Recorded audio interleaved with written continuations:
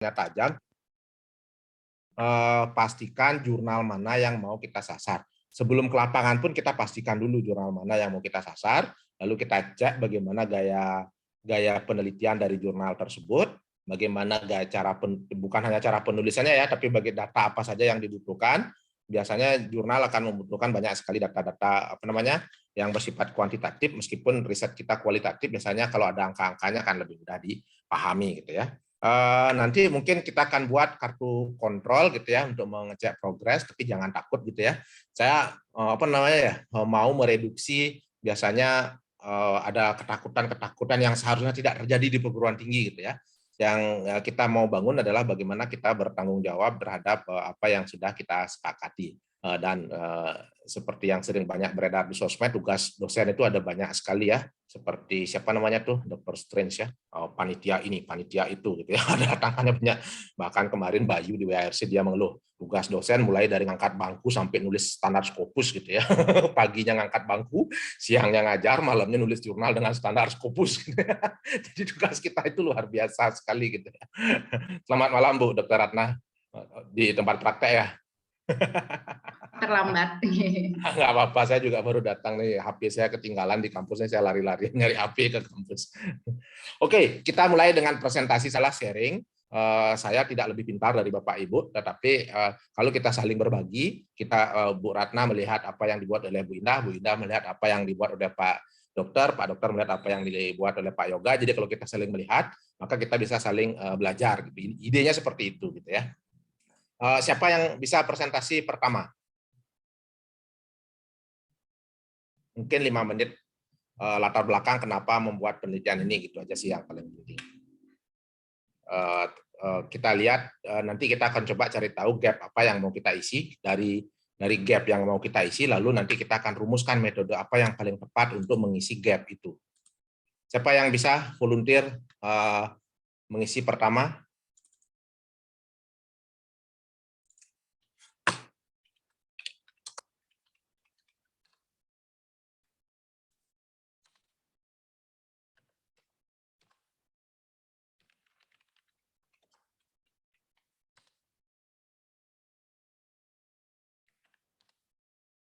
Saya akan membuat catatan dari setiap pertemuan kita, nanti saya akan share di grup apa saja yang sudah kita diskusikan setiap pertemuan. Silakan siapa yang mau? Pak Yoga, silakan Pak Yoga duluan ya. Masih mute? Oke, boleh. Yes. Ya. Perlu nampilin ini proposalnya ya, atau enggak? Ya, slide kan udah punya slide. Kita coba lihat satu persatu komponen di bagian latar belakang terutama. Oke. Yang kita melakukan. Ini aja beli ya, apa namanya? Proposalnya aja boleh beli ya? Boleh. Kalau slide-nya kan banyak gambar-gambar, jadi nanti kayak presentasi biasa nanti.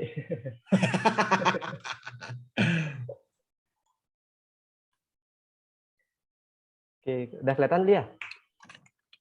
Masih gelap. Udah. Udah, oke. Selamat malam, Limang D, selaku mentor pada malam hari ini. Teman-teman rekan-rekan dosen yang lain juga, selamat malam, Dr. Indra, Dr. Ratna, sama Dr. Indah. Ketemu lagi kita.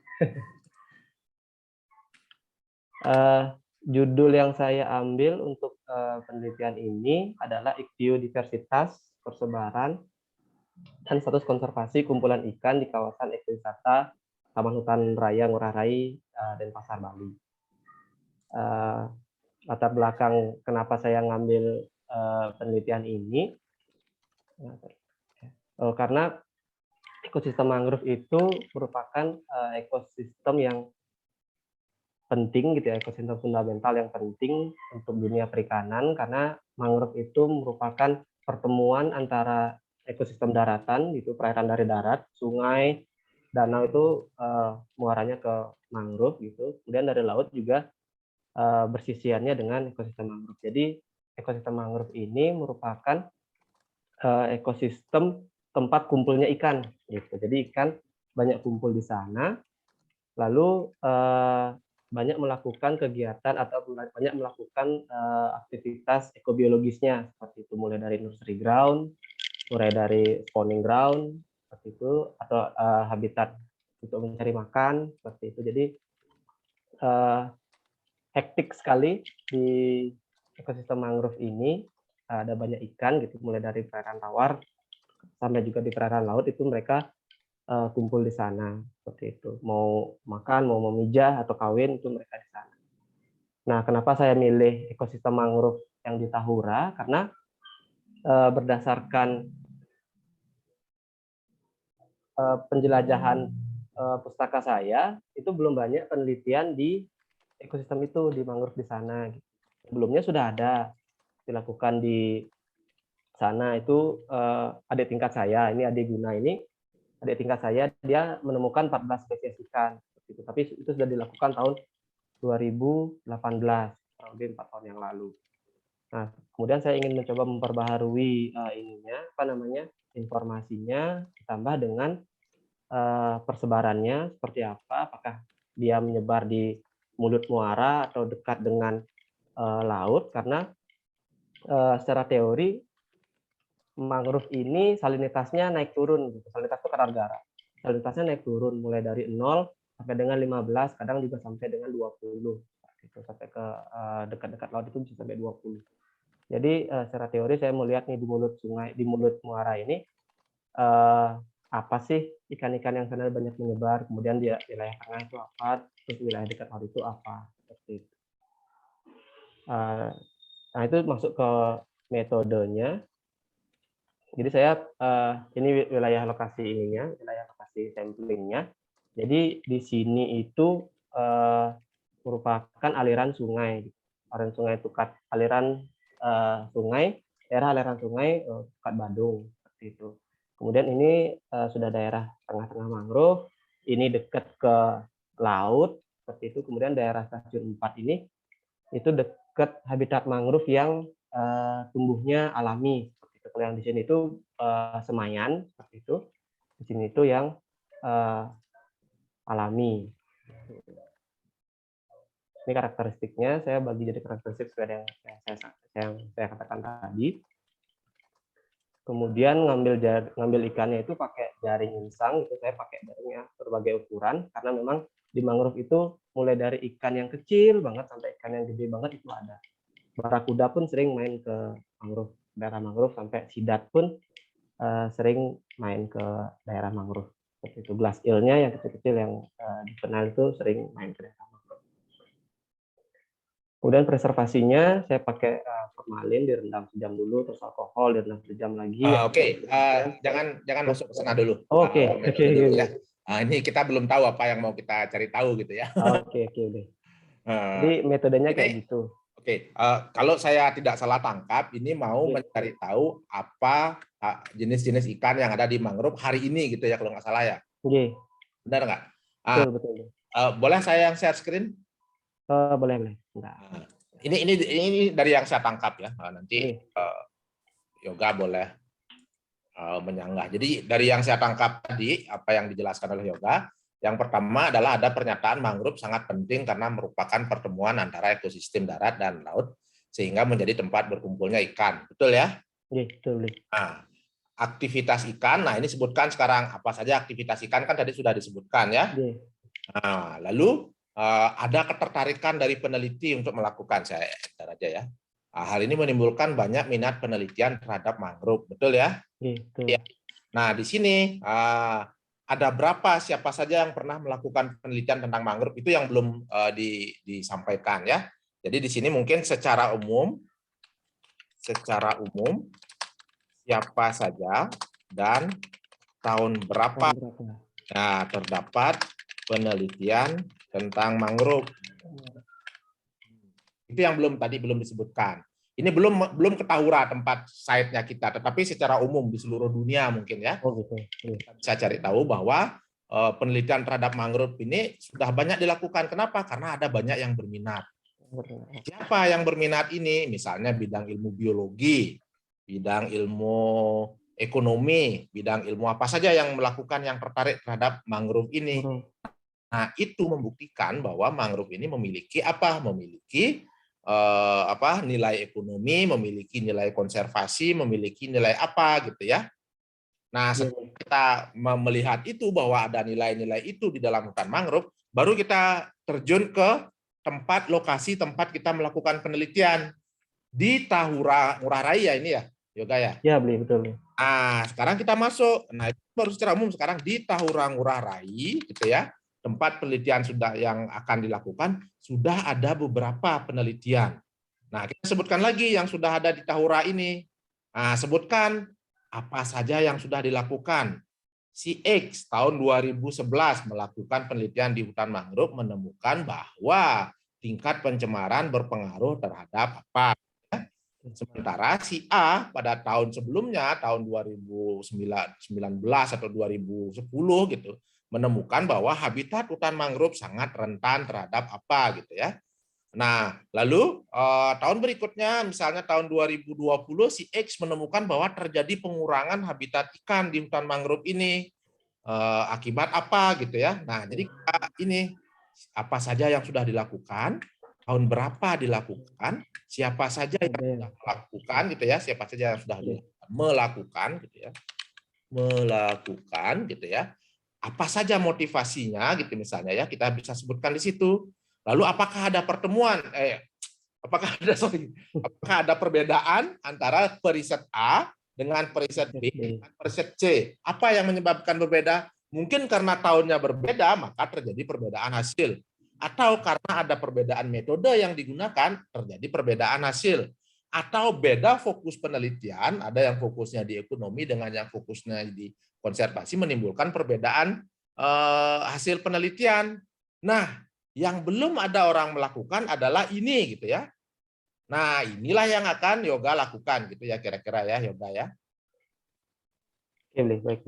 Nah, penelitian yang belum pernah dilakukan adalah penelitian keanekaragaman habitat mangrove di tengah banyaknya banjir atau di tengah ramainya polusi yang telah terjadi akibat reklamasi gitu misalnya ya. Nah, ini belum pernah ada yang melakukan apakah reklamasi atau misalnya penanaman kembali, saya nggak tahu konteksnya ya, berpengaruh terhadap keanekaragaman yang ada di Tahura. Penelitian ini akan melakukan, baru sekarang kita menuju ke apa yang akan kita lakukan. Penelitian ini akan melakukan pengukuran populasi ikan dengan faktor pengaruh adanya penanaman mangrove kembali, adanya pengurukan laut, adanya apa di tahun 2011. Diharapkan ini akan melengkapi penelitian yang sudah ada sebelum ini ya, akan melengkapi penelitian ini.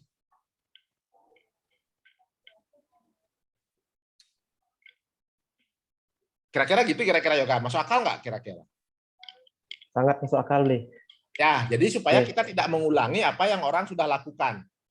Tetapi kita melengkapi atau kita membuatnya lebih advance lagi dari apa yang sudah pernah dilakukan orang. Kita bisa melakukan advancing dari sisi konteks, dulu mungkin reklamasi belum dimasukkan sebagai faktor pertimbangan. Penanaman pengurangan hutan mangrove belum dijadikan sebagai pertimbangan di dalam keanekaragaman hayati. Atau mungkin tahun dilakukannya penelitian itu sudah sangat lama sekali. Nah, sekarang dengan adanya banyak faktor-faktor yang lain, nah, maka kita melakukan penelitian ini sehingga nanti di bagian kesimpulan kita bisa menyebutkan satu, bahwa keanekaragaman hayati tidak terpengaruh oleh adanya, tidak terpengaruh atau terpengaruh, saya nggak tahu, nanti kan terserah hasil penelitian kita, tidak terpengaruh atau terpengaruh oleh aktivitas manusia atau aktivitas kepariwisataan yang sekarang ramai terjadi. Nanti di bagian rekomendasi bisa kita selipkan sebaiknya aktivitas kepariwisataan dibatasi gitu misalnya ya. Jadi ada hasil, ada rekomendasi yang bisa kita hasilkan. Nah, di bagian hasil juga bisa kita sebutkan bahwa penelitian ini melengkapi penelitian-penelitian tentang mangrove yang sudah dilakukan sebelumnya. Misalnya penelitian tentang ini yang hanya menemukan ini, nah dari penelitian yang saya lakukan, saya menemukan atau penelitian ini menemukan bahwa gitu ya, ada faktor pengaruh A terhadap B atau ada faktor B yang mendukung apa gitu ya.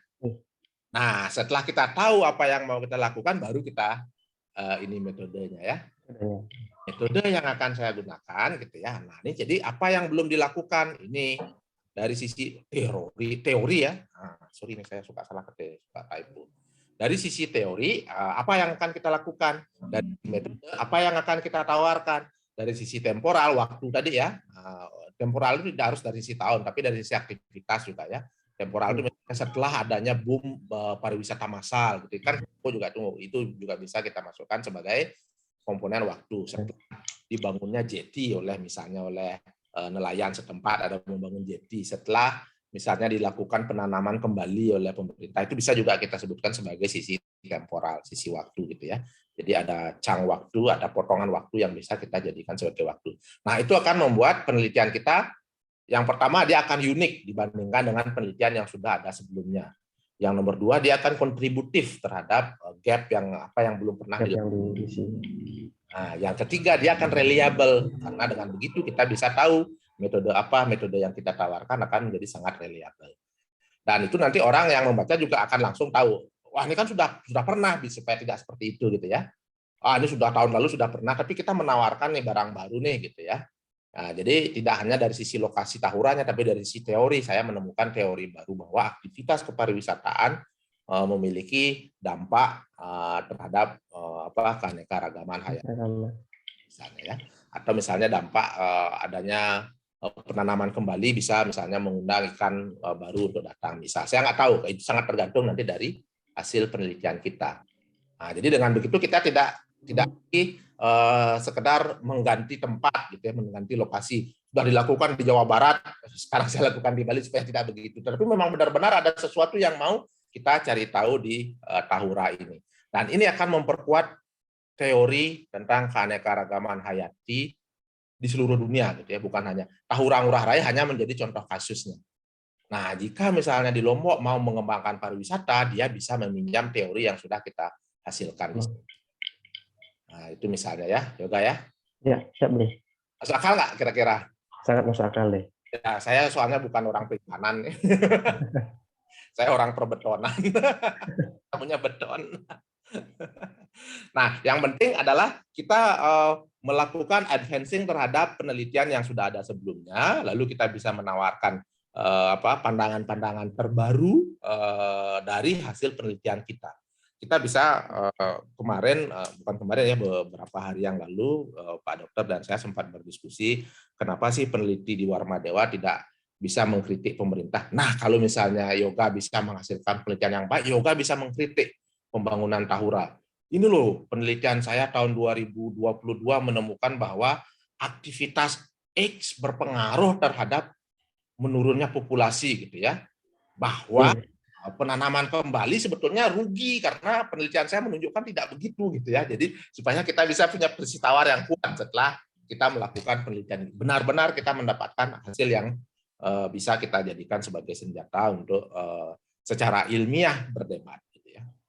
Nanti kalau misalnya ada di luar negeri ada seminar tentang mangrove, kita bisa berdebat dengan cukup solid karena kita punya data yang akurat soal mangrove yang berdasarkan case tadi di Tahura Ngurah Rai.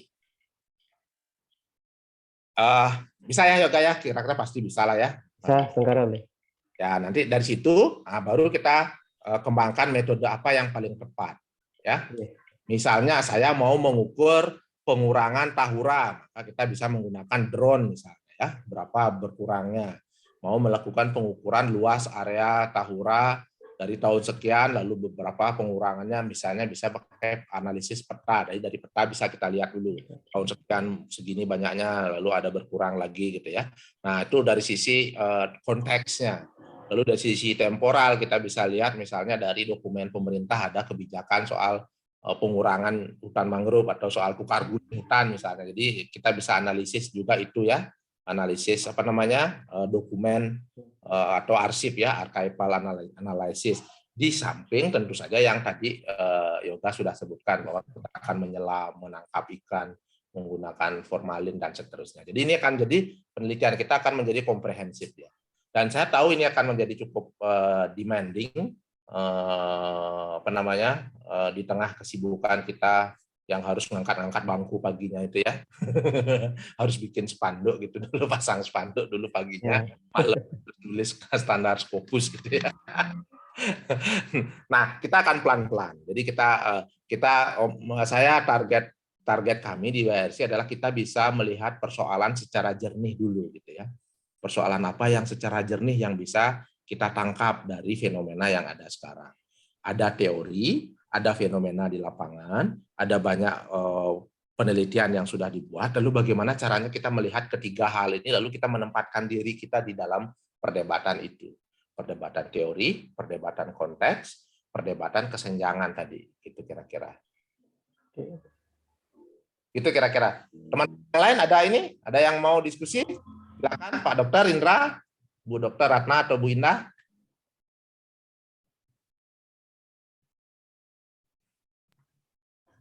Saya nggak paham soalnya mangrove. Nggak paham. Ini latar belakang ini abstrak ya, bukan ya? Abstrak yang kita buat kemarin itu bukan, beda. Ya, ini extended. Jadi abstraknya kita perpanjang lagi sehingga dia menjadi intinya adalah bahwa apa yang kita lakukan menjadi logis secara teori, menjadi logis secara metodologi, nanti hasilnya akan menjadi bisa kita pertanggungjawabkan, jadi reliable.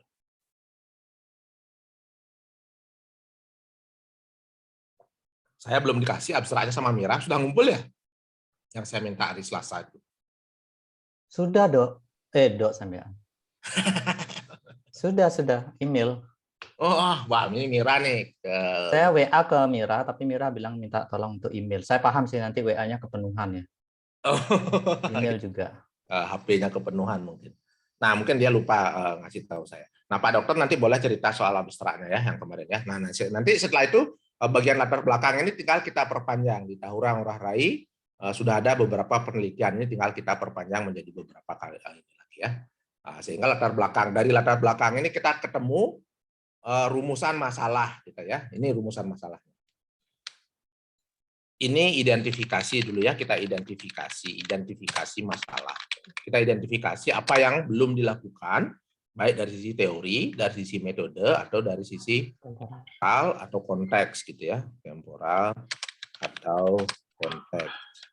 Nah, lalu kita rumuskan, kita buat rumusan masalah. Nah, jadi karena kita sudah tahu bahwa ya banyak hal yang belum dilakukan, ini kita identifikasi gitu ya. Lalu kita rumuskan sekarang gitu ya.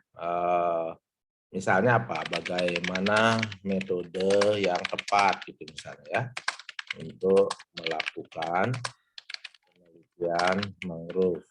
Jadi kita pertanyakan metodenya, nanti jawabannya adalah metode baru gitu ya. Bahwa nanti kalau mau melakukan penelitian mangrove maka harus ini gitu ya. Ini misal aja ya rumusan masalahnya gitu ya. Apakah aktivitas manusia di sekitar hutan berpengaruh gitu misalnya. Ya, ini bisa kita pertanyakan ya. Jadi ini rumusan masalahnya. Jadi ini yang kita jawab satu persatu nanti. Ada banyak lagi gitu ya. Bagaimana pengaruh kualitas. Ini saya nebak-nebak aja ya. Yoga ya. Nanti Yoga bisa sempurnakan ya. Pengaruh air terhadap keanekaragaman di hutan mangrove. Salah. Nah, jadi ini bagian rumusan masalah. Ini saya seperti menggarami lautan sebenarnya nih. Kemudian di bagian tujuan, tentu berkaitan dengan ini mengembangkan metode baru. Tujuannya adalah mengembangkan metode baru dalam meneliti. Gitu. Ini jawaban terhadap rumusan masalahnya itu nanti bisa kita buat gitu ya. Mengembangkan metode baru dalam meneliti mangrove gitu misalnya. Yang kedua, mengevaluasi jenis-jenis kok jenis ya. Sorry ya. Jenis aktivitas manusia yang memiliki pengaruh terhadap keanekaragaman dan seterusnya. Mengevaluasi pengaruh dan seterusnya gitu ya. Nah, dari sini baru kita bisa ke metode.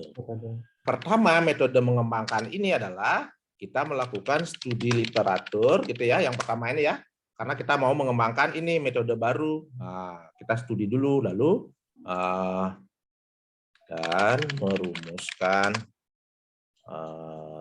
metode. Lalu kita metode yang sudah kita rumuskan ini kita pakai untuk melakukan evaluasi jenis aktivitas manusia, misalnya kita melakukan untuk mengevaluasi dan seterusnya, maka akan dilakukan observasi dan evaluasi peta atau map analysis. Untuk menjawab yang nomor 2 ya.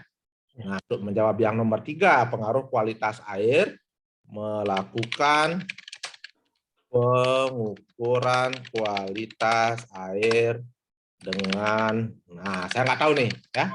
Nah, jadi intinya adalah dari identifikasi masalah ini kita harus rumuskan dia menjadi doable activities gitu ya. Jadi aktivitas research yang bisa kita kerjakan. Ya, yang terukur ya, yang doable gitu ya. Jangan abstrak lagi di sini gitu ya, jangan yang ini lagi. Tapi sudah benar-benar bisa kita rumuskan. Nah, dari metode ini nanti akan keluar RAB-nya gitu ya. Untuk melakukan studi literatur misalnya membeli buku berlangganan jurnal, maka di sini dia akan menjawab yang ini gitu ya. Misalnya yang kedua, melakukan observasi berapa kali ke lapangan, apa saja alat observasinya bisa kita ukur. Melakukan pengukuran kualitas air, apa saja alatnya, apakah di lab, apakah di lapangan, jadi bisa kita rupiahkan. Jadi rupiah itu keluar dari sini, dari metode ini. Nah, itu kira-kira. Saya sekali lagi ini menggarami lautan karena semuanya sudah advance. Jadi saya menyadari di tengah kesibukan mungkin pada saat mengerjakannya sedikit terburu-buru, jadi tidak sempat berpikir secara lebih terstruktur. Nah, sekarang ibaratnya kita belajar kelompok berlima nih, kita sama-sama kita rapikan apa yang kita sudah sedang dan akan lakukan gitu ya. Lama-lama kalau sudah metodenya jelas, kalau identifikasi masalahnya jelas, maka nanti rumusan masalahnya jelas, tujuannya kita sudah tahu, metodenya juga akan menjadi jelas gitu ya. Nah, setelah kita punya itu, kita bisa lihat jurnal mana yang mau saya masuki gitu ya. Nah, nanti minggu depan pertemuan berikutnya kita coba bahas beberapa jurnal yang rencananya kan tempat kita mensubmit, kita bahas itu ya. Yoga umurnya berapa? Jangan lebih tua. Saya malah manggilnya Yoga. Masih 27, boleh. Oh, aman. Jadi nanti kita coba bedah satu jurnal, mungkin cari yang agak bagus gitu ya. Oh, ternyata isinya harus kedalaman kualitas yang harus kita capai adalah sedalam ini gitu ya. Mungkin nanti ada. Ya, yang jelas kita harus punya rencana dulu, rencana apa yang akan kita lakukan. Dan ini adalah rencana apa yang akan kita lakukan. Ini adalah masalah yang akan kita jawab. Ini adalah tujuan kenapa masalah itu harus kita jawab. Ini adalah cara saya untuk menjawab masalah itu satu persatu gitu ya. Oke, Bli. Ya. Ya, itu kira-kira ya, Yoga ya. Ya, makasih, Bli. Ya, kalau misalnya tidak masuk di apa namanya di benaknya Yoga, nggak apa-apa, bilang aja gitu ya. Nanti kalau misalkan ada yang kurang paham kan nanya. Nah, boleh di grup, boleh kita diskusi di grup ya. Ya.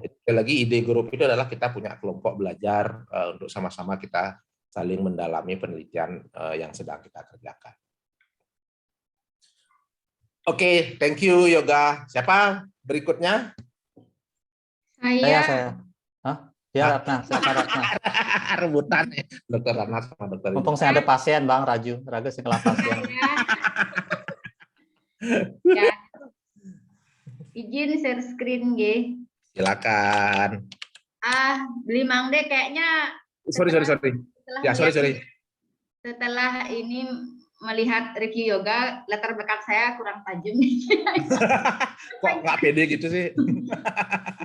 Nggak sendiri kok, Mbok. Kayaknya semua punya juga deh. Maklum. Idenya kita adalah mempertajam itu ya, bagian latar belakang kita. Ya. Oke. Ini judulnya adalah faktor risiko outbreak chikungunya di Kabupaten Badung, Provinsi Bali. Sebenarnya bukan outbreak ya, KLB.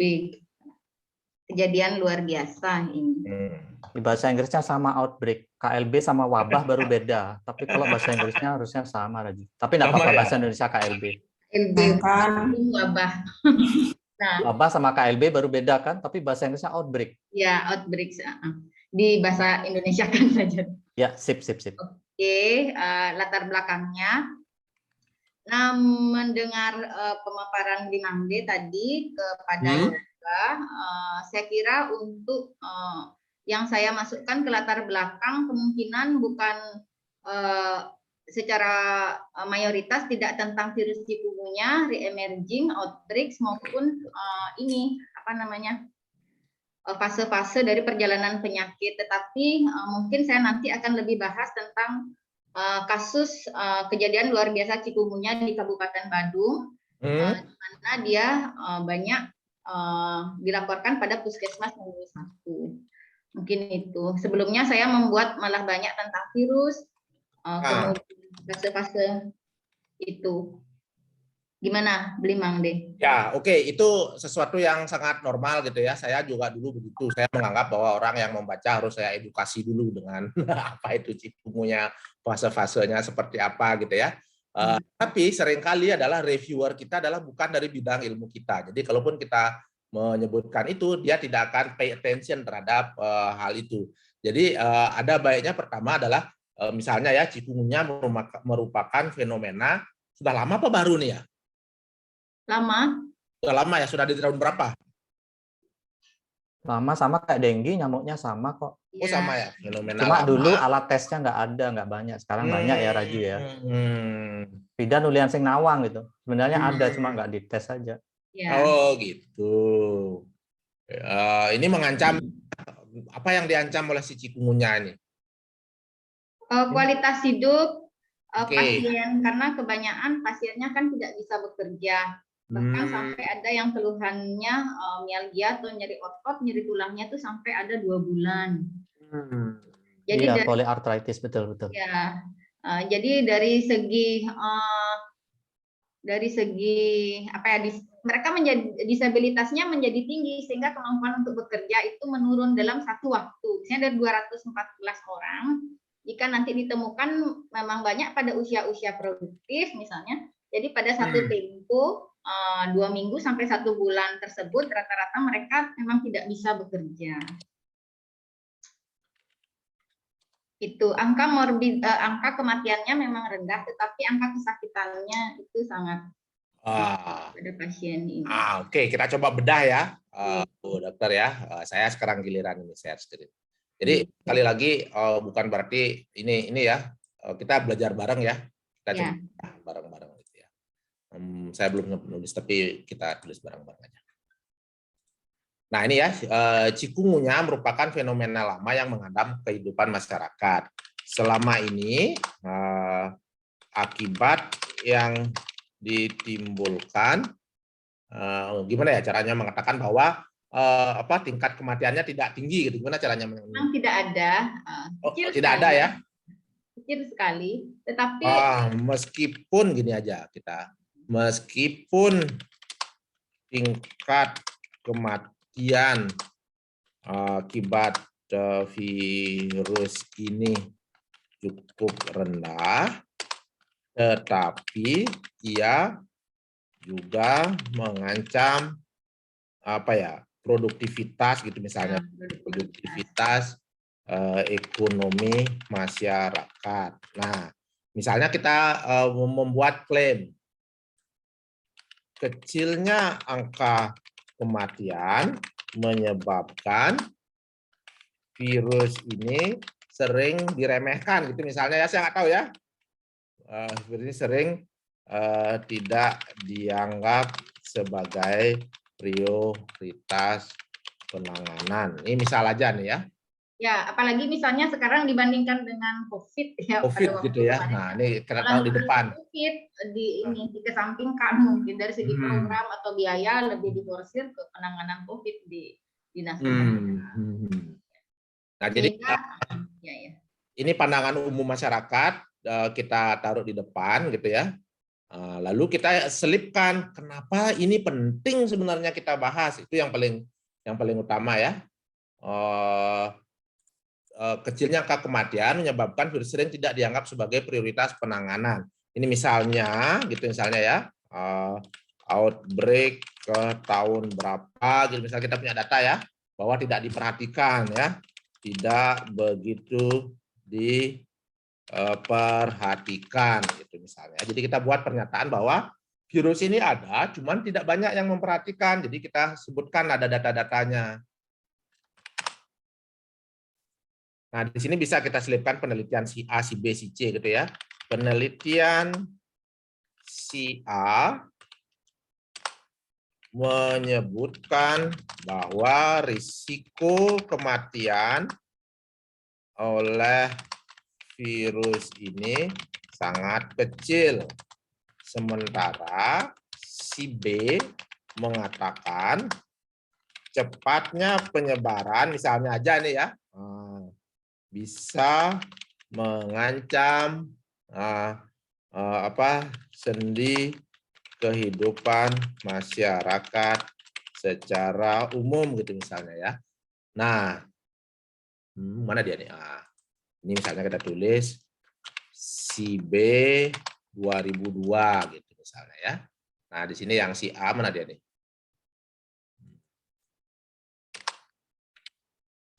Si A 2001 misalnya ya. Nah, jadi itu dari situ kita sudah mulai membangun argumen bahwa banyak penelitian yang mengatakan bahwa virus ini tidak memiliki pengaruh yang fatal, artinya tingkat fatality virusnya tidak banyak. Tetapi ada juga yang mengatakan meskipun fatality-nya tidak banyak, dia juga ini gitu ya. Jadi ada pendapat berbeda yang bisa kita bangun di situ. Nah, sehingga nanti kita buat kesimpulan di sini. Nah, semacam argumen kecilnya angka kematian bakal sering tidak dianggap sebagai prioritas penanganan. Kita kasih contoh, misalnya di tahun sekian pernah terjadi outbreak, tetapi karena kecilnya ini, maka tidak mendapat perhatian yang memadai. Nah, sekarang kita buatkan however, bagian however-nya ya. Nah, meskipun tingkat kematian akibat virus ini cukup rendah, tetapi ia dapat mengakibatkan apa gitu ya? Mengakibatkan menurunnya produktivitas ekonomi masyarakat atau misalnya menyedot anggaran kesehatan gitu misalnya ya. Nah, ini juga merugikan. Dengan demikian, penelitian terhadap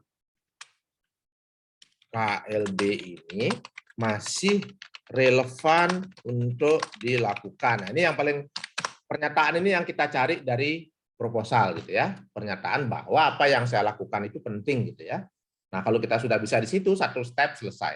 Nah, dengan demikian, penelitian terhadap KLB ini masih relevan untuk dilakukan. Nah, ini ya relevansinya ini yang harus kita pegang. Nah, sekarang penelitian yang bagaimana ini adalah why-nya gitu ya, faktor why, kenapa ini relevan. Faktor why-nya. Sekarang adalah bagian how-nya harus kita jawab juga. Penelitian, nah di sini kita ulas lebih dalam lagi penelitiannya. Penelitian tentang CKY, cikmu ya. Nang deh cik. Cik ya. Kayak ayam jadinya ya. Penelitian tentang cik seringkali dilakukan di wilayah tropis. Misalnya ini ya, kita ngomong geografis dulu ya. Kita ngomong geografis. Di Kolombia, saya nggak tahu nih, saya ngarang-ngarang aja nih.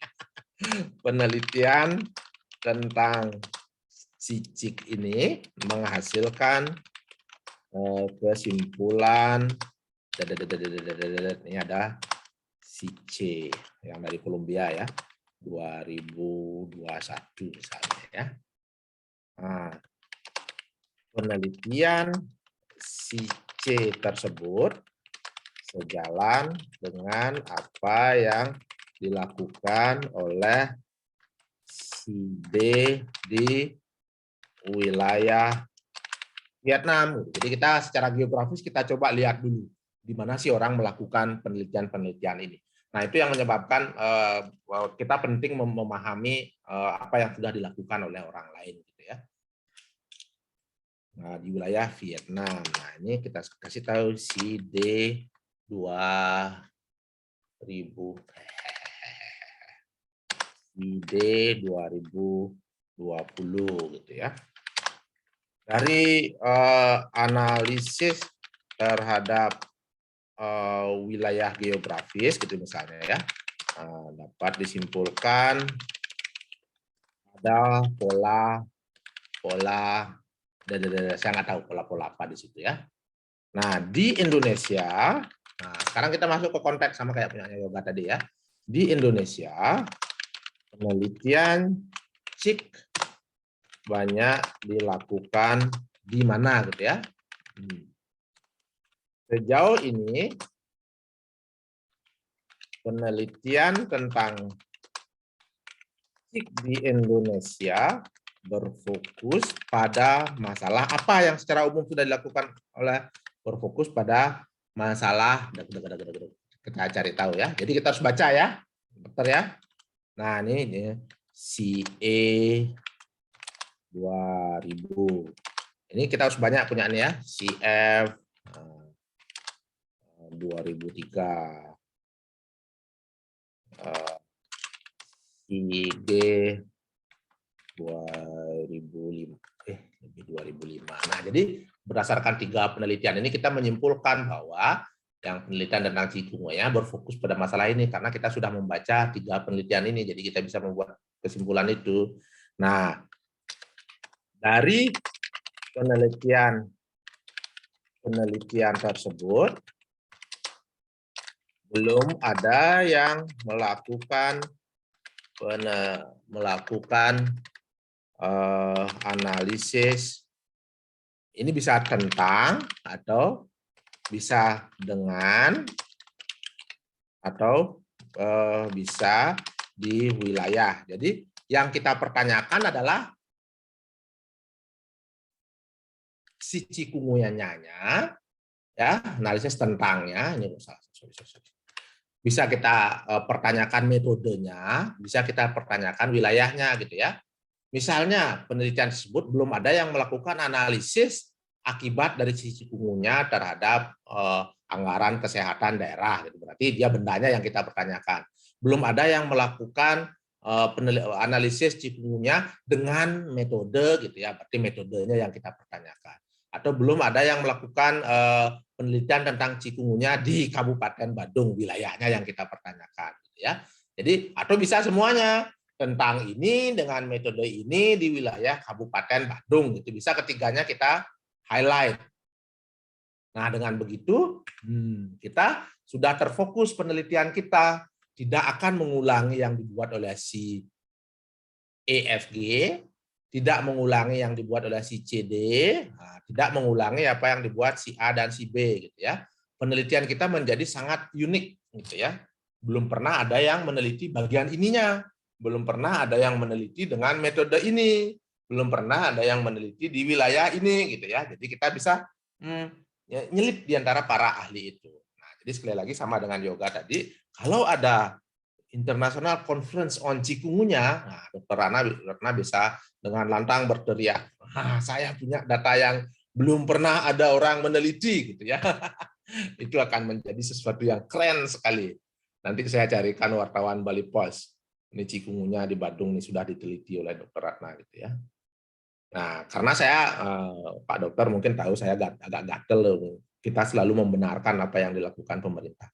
Mungkin tidak salah, tapi bisa nggak kita a little bit critical terhadap apa yang sudah dilakukan? Karena posisi kita adalah mencari tahu yang lebih kritis lagi. Pemerintah kan tidak fokus di situ. Nah, kita sebagai ilmuwan kan kita fokus di situ, maka kitalah yang harus menjadi orang yang paling tahu tentang hal itu ya, tentang si cikungunya gitu ya. Masuk akal nggak kira-kira Bu Dokter? Masuk akal dan terstruktur. Thank you very much. Nah ya jadi kita tahu, wah saya harus baca si A, si B sampai si F dulu nih gitu ya. Nah, nanti setelah itu saya tahu nih apa yang si A, B sampai G ini belum lakukan. Sayalah yang akan melakukan itu. Saya akan menjadi superhero di situ gitu ya. Superhero-nya adalah Bu Dr. Ratna, dosen kedokteran Warmadewa gitu ya. Nah, jadi menjadi sangat unik penelitian kita ya. Jadi berkelas gitu ya. Tanpa melakukan melihat yang sebelumnya kita nggak tahu kita mau ngapain ya gitu. hasilnya mau saya apakan ya? Nah, nanti dari sini baru kita buat, nah ini kan namanya tadi identifikasi masalah ya. Identifikasi. Jadi identifikasi itu apa yang orang belum lakukan, gitu ya, kita identifikasi. Lalu kita rumuskan menjadi doable activity tadi ya, rumusan masalah. Nah ini yang doable tadi, yang seperti yang yoga. Doable dengan metode riset gitu ya. Nah dari situ nanti akan keluar alatnya apa saja, frekuensinya berapa kali gitu ya. Nanti dari situ bisa kita uangkan satu persatu. Perlu sewa lab apa tidak, perlu ada preparat apa tidak, perlu ada volunteer ataukah tidak gitu ya. Nanti dari rumusan masalah ini ya, dari rumusan masalah 1 2 3 keluarkan tujuannya apa, kenapa saya mencari tahu itu, yang ketiga metodenya apa, nanti keluar semua. Nah, jadi sehingga dia dari general, dari penelitian secara teori seluruh dunia, kita menukik ke Indonesia, kita menukik ke Badung, nanti kita bisa generalisir lagi bahwa cikungunya itu punya sifat seperti ini gitu ya. Nah, kita buat lebar lagi dia. Setelah tajam, nanti kesimpulannya kita buat lebar lagi sehingga menjadi sumbangan bagi ilmu pengetahuan tentang cikungunya. Nah, kalau dengan begitu jurnal akan mudah. Wah, ini ada ilmu baru nih, harus saya publis nih. Ya, si jurnalnya sendiri yang akan menentukan bahwa dia akan mempublis jurnal tulisan kita gitu ya. Bisa ya kira-kira ya? Oke, siap. Good. Ada vibrasi yang bagus nih malam ini dari dua yang pertama nih. Good. Yang ketiga. Ada pertanyaan dulu nih Bu Dr. Ratna? Sambil ya, beli mang ya. Ya. Slow ya. Saya sangat memahami bahwa kita punya banyak juga kesibukan yang lain.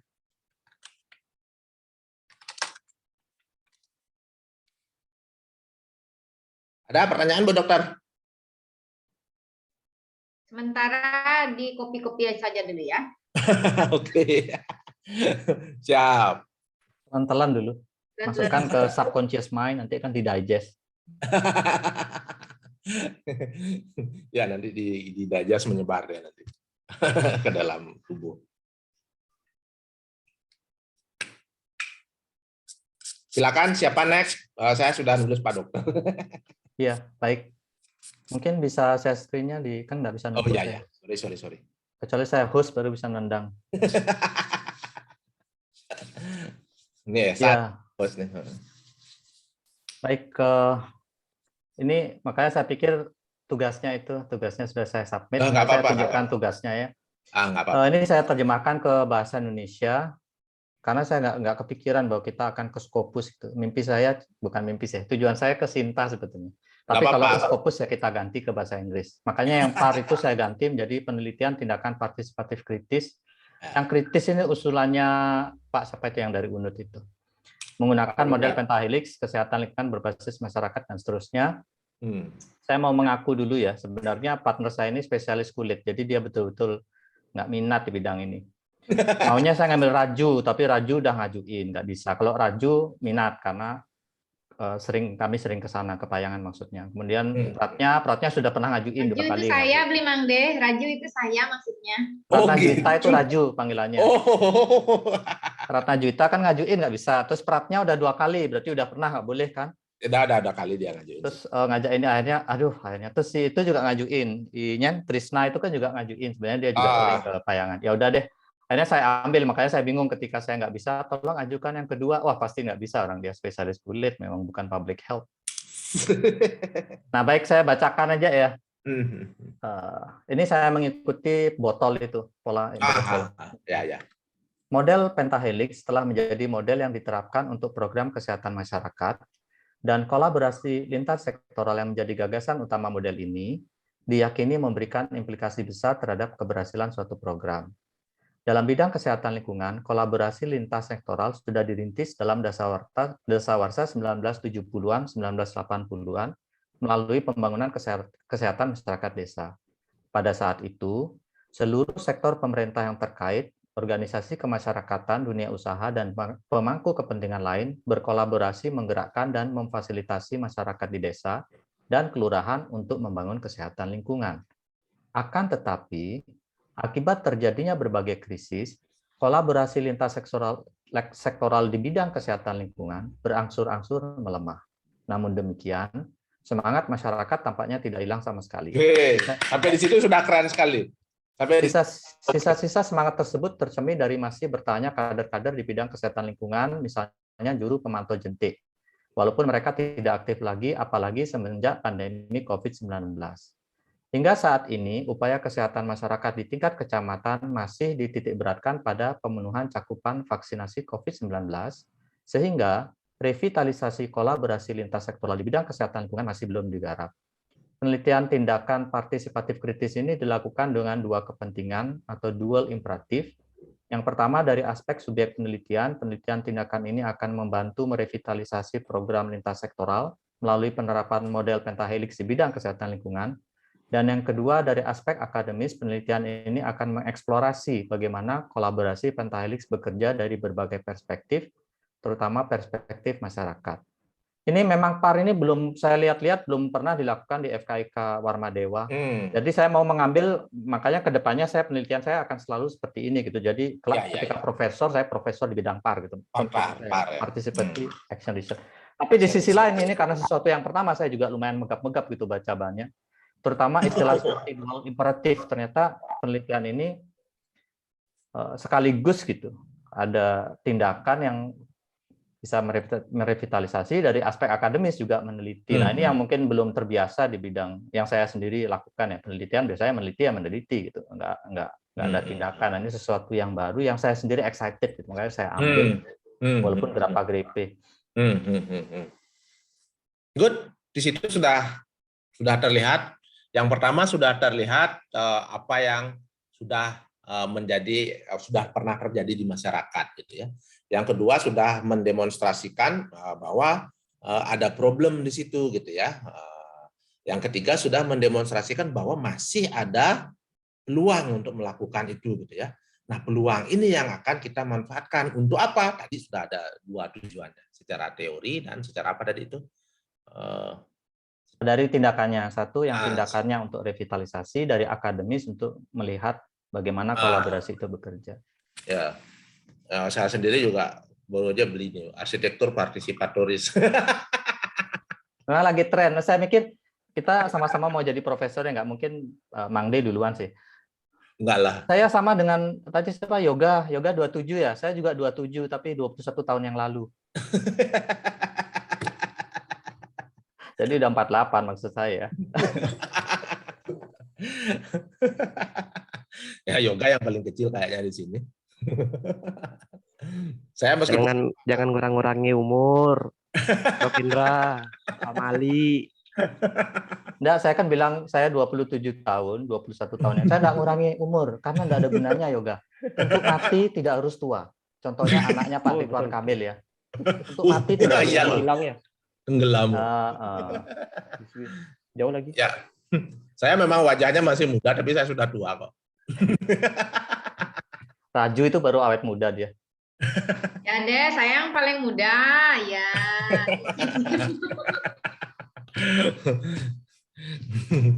Oke, jadi dari Pak Dr. Indra tadi sudah cukup jelas ya apa yang mau dia cari tahu, kenapa mau mencari tahu itu gitu, dan apa yang diharapkan gitu. Jadi ada problem bahwa yang namanya partisipatoris ini terlupakan gitu.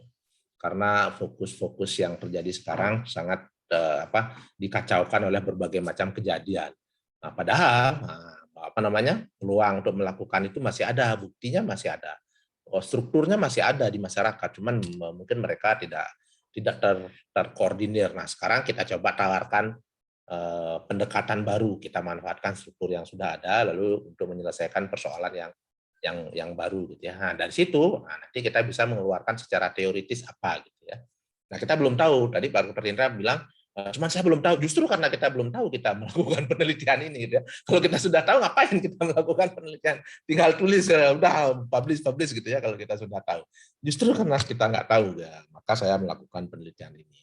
Dan udah oke banget tuh. Tinggal diperpanjang, di-extend lagi menjadi latar belakang yang lebih panjang dan argumennya sudah baik. Good job. Dari 3 ini kita rasanya sudah cukup banyak belajar ya. Dari 3 yang pertama ini kita sudah bisa melihat bagaimana melihat persoalan secara lebih jernih. Jadi intinya hindari menempatkan pengertian di situ. Penelitian partisipatoris adalah jangan lagi itu ya. Cikungunya adalah gitu, jangan lagi yang seperti itu. Tapi kita langsung aja to the point. Saya mau melakukan ini. Kenapa? Karena ini loh. Gitu. Pengertiannya ya udahlah, nanti kalian bisa baca sendiri di jurnal yang lain. Bukan di penelitian saya membaca pengertian-pengertian. Penelitian saya tidak membahas pengertian-pengertian gitu ya. Supaya kita fokus dan tajam gitu ya di satu poin itu. Good. Terakhir. Ya ampun, Dr. Indra, saya jadi minder, Dok. Ya, Dok, serta jangan ketawain, pekerti. Dok, penelitian saya. Saya juga minder, nggak apa-apa, kita minder bareng-bareng. Penelitian yang amat sangat sederhana ini. Bentar, Dok, saya assessment dulu. Nggak apa-apa ya, jangan ini ya, jangan ragu-ragu, jangan takut gitu. Saya justru menginginkan kita tidak sembunyi. Saya bikin penelitian, saya sembunyiin aja, jangan gitu ya. Udah tunjukin gitu ya. Baik, ini untuk penelitiannya sebenarnya waktu itu buatnya kan karena waktu bulan Januari itu lagi gencar-gencarnya vaksinasi. Cuman karena memang prosesnya untuk penelitian ini untuk proses penelitiannya lama, jadi saya menelitinya yang masa lampau. Jadi untuk proselnya itu di tingkat kecemasan pada orang tua dan keraguan pemberian vaksin pada anak usia 6-11 tahun. Abstraknya sendiri, jadi latar belakangnya angka vaksinasi tinggi itu kan penting di dalam menciptakan herd immunity dalam pencegahan COVID-19, di mana faktor psikologis terutama kecemasan orang tua berkontribusi terhadap pemberian vaksinasi pada anak. Dan penelitian ini akan mengukur tingkat kecemasan dan keraguan pemberian vaksin. Untuk latar belakang lebih lengkapnya, jadi COVID-19 itu kan setelah udah kita tahu selama 2 tahun itu merupakan etiologi dari wabah pneumonia dengan penyebaran tercepat, di mana pada anak-anak itu 10% dari total semua kasusnya. Untuk vaksinasi sendiri merupakan salah satu pencegahan penyebaran virus COVID-19, sudah dimulai pada Desember 2021 untuk rekomendasi vaksin pada anak usia 6-11 tahun. Untuk faktor yang mempengaruhi capaian vaksinasi COVID-19 itu ada faktor dari kecemasan dan keraguan dari orang tua memberikan vaksinasi kepada anaknya. Untuk keraguan itu adalah seperti keengganan atau penolakan vaksin, kemudian kalau kecemasan adalah cerminan kekhawatiran tentang keputusan untuk vaksin atau tidak. Nah, kalau terjadi keraguan dan kecemasan pada orang tua, maka akan ada dampaknya yaitu penurunan cakupan vaksin, meningkatkan risiko wabah penyakit menular, dan masih dalam fase epidemi. Beberapa penelitian melaporkan kecemasan yang tinggi sebagai penentu keraguan untuk vaksin dengan angka sebesar 1,27 kali.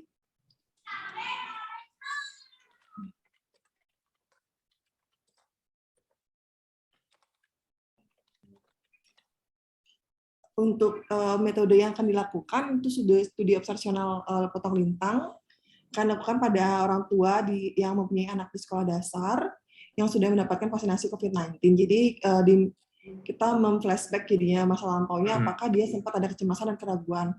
Ini juga bisa sebagai penelitian awal, karena kan nanti akan ada vaksin untuk anak-anak di bawah 6 tahun. Jadi dari data ini bisa dilihat gimana sih sebenarnya faktor psikologis orang tua itu terhadap pemberian vaksin pada anak-anak. Terima kasih. Oke kok, tidak ada masalah sebetulnya. Kenapa tidak pede tadi? Nggak apa-apa. Yang jelas kita tahu apa yang kita mau cari tahu, karena kadang-kadang peneliti itu dia tidak tahu apa sebetulnya yang dia mau cari tahu gitu ya. Begitu kita tanya mau cari tahu apa, nah jadi kebingungan. Ini semuanya sudah jelas. Saya mau teliti tentang kecemasan. Kenapa saya teliti? Karena faktor kecemasan berpengaruh terhadap tingkat ketercapaian jumlah vaksin gitu misalnya ya. Nah, dari ini nanti kita bisa merumuskan bahwa merumuskan tindakan apa yang harus dilakukan supaya target vaksinasi itu bisa tercapai dengan cara mengurangi kecemasan orang tua. Ini jelas banget kok penelitiannya. Nah, metodenya juga jadi gampang gitu ya. Kalau penelitian mau nyari apa, nah, jadi metodenya juga menjadi sangat-sangat jelas bahwa saya akan ini. Nah, cuman kedalamannya sejauh mana? Nah, ini yang depan pertemuan berikutnya kita coba cari tahu dengan cara menganalisis jurnal artikel jurnal di mana kita akan mempublish tulisan kita. Nah, dari situ kita akan pertajam lagi kedalamannya, kita cari tahu, oh ternyata kedalamannya harus sedalam ini gitu ya. bisa kita cari tahu. Intinya bahwa kita sudah tahu apa yang mau kita cari tahu. Kedalamannya kita exercise di pertemuan berikutnya. Saya kira cukup jelas yang dibuat oleh Dr. Indah. Nah, Dr. Indah sudah tahu kan apa yang akan dilakukan next-nya. Gitu. Karena kadang-kadang peneliti itu nggak tahu habis proposal diterima saya harus ngapain ya. Nah, 2 minggu sebelum ngumpul baru dikerjain, proposalnya diulang lagi, kalimatnya diulang-ulang lagi gitu. Hasilnya udah dikira-kirain aja. Itu yang bener nggak? Ngomong jujur sih. 2 tahun belakangan saya mengelola hibah, isinya gitu-gitu aja, makanya saya putuskan saya harus bikin acara mentoring ini, jadi kita bisa sama-sama progressing, sama-sama maju ke depan gitu ya. Dan kita bisa mencicil apa yang harus kita perbaiki, tidak numpuk di 2 minggu sebelum ngumpul laporan baru numpuk. Itu membuat dilema banyak orang. Dilema, saya dan teman-teman juga dilema, terima apa sing nih gitu kan, benekan kontrak nah cairan kan boh gitu jadinya kan. Nah kalau di tempat lain mereka pintar, mana linknya langsung ditanya link gitu ya, mau isinya bagus apa tidak. Nah itu yang menyebabkan banyak lahir jurnal-jurnal yang berbayar karena selalu dimintain link gitu ya, link publikasinya mana, ya udahlah kita bayar aja gitu. Dapat 15 juta bayar buat bikin link 5 juta kan nggak masalah, masih ada sisa 10 juta gitu misalnya. Nah kita tidak mau yang seperti itu, karena kami berprinsip kita harus belajar dulu bikin yang benar gitu ya. Kita belajar melihat persoalan dan lalu kita coba bahasanya orang-orang kedokteran coba digest gitu ya. Digest itu apa ya? Dicerna gitu ya. Ini digest. Jadi kita tahu kelemahan kita sebetulnya ada di mana. Oh ternyata saya kurang banyak baca, tahu kelemahannya, karena saya kurang banyak baca maka saya baca gitu ya. Ternyata kelemahan saya adalah mengorganisir tim peneliti, maka kita belajar mengorganisir tim peneliti. Kelemahan saya ternyata saya tidak menguasai software gitu ya, maka kita kita tahu kalau tidak kita tidak diagnosa itu kita nggak tahu kelemahan kita ada di mana. Kita selalu merasa bahwa saya tamatan S2 atau tamatan S3 ini saya paling jago gitu, tapi kita nggak tahu bahwa kita punya sisi lemah. Nah itu kira-kira.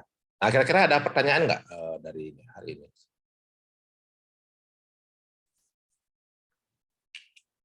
Sementara belum. Nah, belum ya. Jadi pertemuan berikutnya semua bawa contoh jurnal masing-masing ya. Kita akan tayangin, lalu kita bahas satu-satu apa saja komponennya, bagaimana caranya mereka membuat abstrak, apa saja komponennya. Nah, kita isi satu-satu. Kita belajar dari orang yang sudah pernah mempublish di jurnal yang bagus. Lalu kita diskusikan kedalaman materinya sedalam apa, gitu ya. Lalu kita diskusikan metodenya seperti apa. Nah, dari situ kita bisa ATM ya, amati, tiru, lalu kita modifikasi bagaimana caranya kita melakukan penelitian. Itu kira-kira pertemuan singkat kita yang pertama. Jadi yang pertama adalah kita perjelas dulu kita mau mencari apa gitu ya, itu yang paling pertama. Dan rasanya dari keempatnya, sekarang keempatnya sudah punya ini ya, sudah punya cukup bekal untuk mempertajam proposalnya. Nah, pertemuan berikutnya selain membawa jurnal itu perbaiki juga proposalnya ya. Jadi proposal itu bukan yang sudah dikirim, sudah diterima berhenti, jangan. Nah, karena itu akan kita jadikan panduan. Sekarang dia bukan proposal lagi, tapi dia adalah panduan kita melakukan aksi. Nah, panduan ini kita perbaiki terus. Nah, itu yang kita pedomani dalam melakukan penelitian kita ini. Oke, ada pertanyaan? Kalau ada silakan diajukan.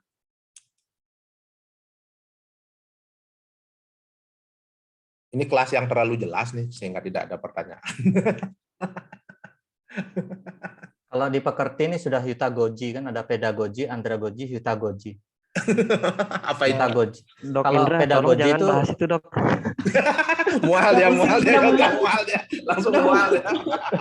Saya paling tadi aja, Dok, menikmati. jangan. Pekerti paling menikmati. Tugas ini, tugas pekerti. Ada yang lagi ospek. Udah kebet-kebet dari tadi, Dok. Aduh. Teman-teman saya di fakultas ini juga gitu. Semuanya bilang mual-mual, mau buka laptop langsung mual katanya. Terlalu intens ya. Iya, beli terlalu padat jadwalnya. Ya, intens sekali. Itu dia, saya dulu bahkan sampai malam pun masih ada tugas gitu. Masih ada tugas kelompok, paginya mesti senam pagi itu dulu ya, karena kita ditempatin di sebuah tempat di balai latihan yang di Renon. Dan membosankan sekali. Nanti begitu masuklah lupa lagi apa itu Hitagoji. Saya kemarin di asesmen sama tim ISO. Pak, ini 3 SKS berapa menit? Sekian menit. Bagaimana caranya membagi materi dalam sekian menit itu? Oh, ini 15 menit pertama saya perkenalan, sekian menit kedua saya mengasih materi, kemudian yang terakhir saya akan tanya pemahamannya apakah sudah mengerti ataukah tidak. Siapa yang mengukur, Pak? Sekian menitnya nggak ada. Kok bisa gitu, Pak? Ya karena mahasiswa saya bukan tepung, saya bilang. Kalau tepung bisa saya ukur. Sekian gram tepung, sekian gram gula. Ini kan mahasiswa saya kan bukan pabrik, saya bilang gitu. Ketawa dia ininya, asesornya.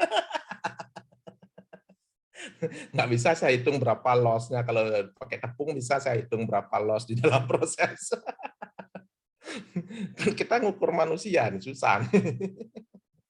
Ya begitulah, kita masih dianggap sebagai pabrik gitu ya, yang harus menghasilkan sarjana. Jadi ya kita terima-terima aja lah dulu gitu. Gitu kira-kira pertemuan kita sambil ngobrol-ngobrol selama kurang lebih 1 jam lebih sedikit gitu ya.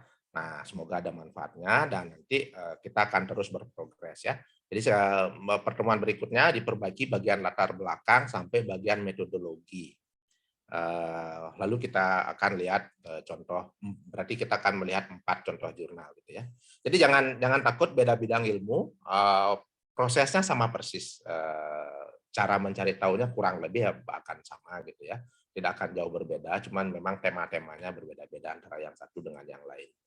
Karena yang namanya penelitian tuh panduannya kan ya kurang lebih seperti itu gitu ya. Apalagi di level kita yang sudah S2 semua, di levelnya sudah bisa melihat persoalan apapun dengan kacamata sebagai seorang peneliti. Oke, terima kasih atas waktunya.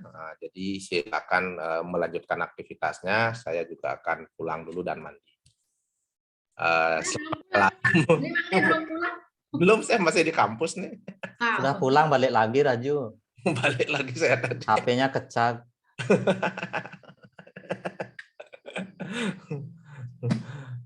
Oke ya, jadi mudah-mudahan suasana yang tidak terlalu formal ini akan lebih membantu kita di dalam memahami penelitian. Terima kasih, saya izin live.